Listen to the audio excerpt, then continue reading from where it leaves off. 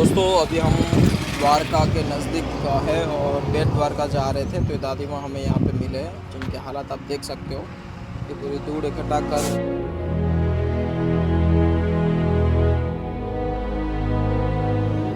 તમે ક્યાં રહ્યો છો? હા આ સામેની દુકાન ન્યા ઈ તો ચાની દુકાન છે બા.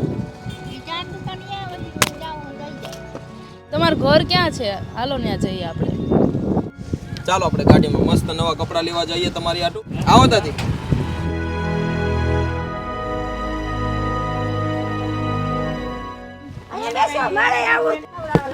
અહીંયા બેસી જાઓ.